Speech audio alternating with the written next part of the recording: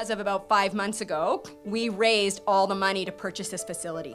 And thank God for Angels, because it has been a heck of a road. The positive piece for me has been the love and support of the community. I mean, people as we speak are making quilts. We've already got 100. Like, these little kids are gonna get to keep their bedding, right? That's so cool. Wrap Them in Love was a program that Little Warriors decided to start, kind of a campaign.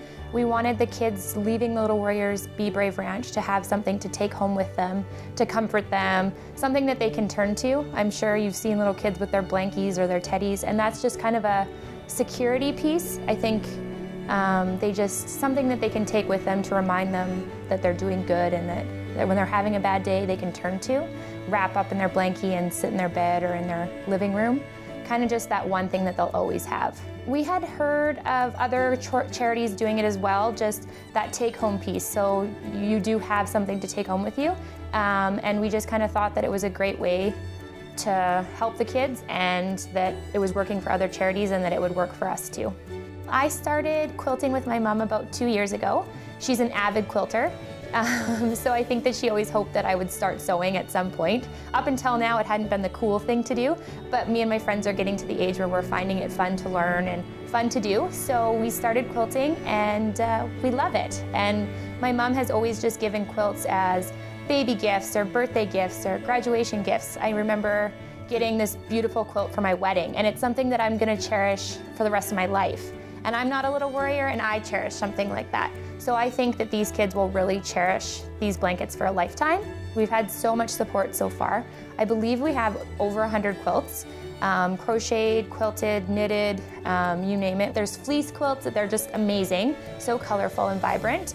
I think we need about 150 more for our first year, so we're looking at about 250 quilts. So we're almost halfway there. We're always looking for more quilts, and as we move forward with more kids and more years and more months, we're gonna just continue to need more quilts. So we've been approaching local quilting clubs or people who might have just some extra quilts that they've made. It's a hobby, so people are making them and not really having a use for them. So we're encouraging people to donate quilts that they've made or are making to the charity. It's not always the therapy or the being able to talk about it. It's the things that you don't think about when nobody's there, and you're able to turn to an animal or a quilt or whatever it is to help you get through that day. And I think that that's really going to be one of those stepping stones for the kids to get better.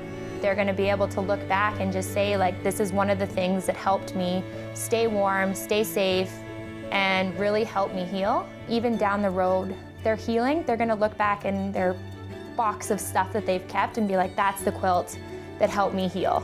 When I first heard about the program, I was so excited because that's something that I can help with. I was really excited making it because I picked out the colors. I worked on it for probably 140 hours, I think is what it took. It was a really long time, but it was so worth it because hopefully maybe if I'm working there this summer, I can see the little girl that will get this blanket and that she'll know that somebody loves them and that they took all that time to put in the effort and make them something that they can take with them and have forever. I've done a lemonade stand because I wanted to raise money for the Be Brave Ranch. Hallie really wanted to do something to raise some money. And so I had thrown around a couple ideas for her because she wanted to do something to, so we've done quite a few different things. She's, donated her birthday money to the Little Warriors, and she's sold bracelets, the Be Brave bracelets at her school. And she still wanted to do more, so we came up with the idea of her doing a lemonade stand because it would not only give her the opportunity to, just sit outside and have fun and sell lemonade, but introduce the idea of Little Warriors to other people, what they do, because so many people don't understand. They may have heard of Little Warriors, but they don't maybe quite understand what it is. Why did you run the lemonade stand? Because I wanted to tell people about the Be Brave Ranch. Hallie raised $500 lemonade stand. Allison, oh yeah, Allison's raised over $10,000, okay? So 2 years ago, I started the Shed Light on Child Sexual Abuse, which was when I sold the sponsorship of light bulbs to represent a victim, and then I put them on a big 40-foot tree, and then I lit them to show that every victim is stronger together and that we're all a big light when we stand together. and I sold each light bulb for $5, and I did that the first year in 2012. And I fundraised $9,100 that year, and then this year I did it again for the second year, and I fundraised just over $10,000. I tried to make it so that each light represented a survivor, because with child sexual abuse, it's always the light at the end of the tunnel, and that it will get better. It's not always going to be bad, and there's that little light. And then Theo Fleury used the term shed light on.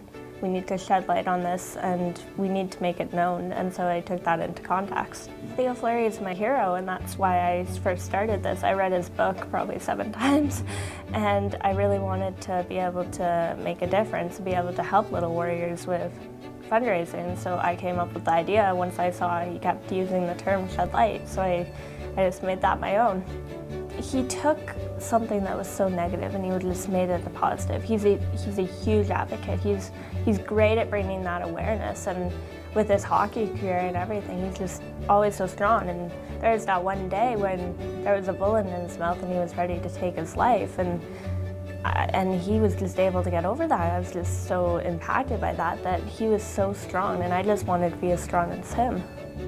Thank God for angels, because it has been a heck of a road. So blessed and grateful for each and every one of you, and for all Albertans and the way that they've embraced us and loved our kids.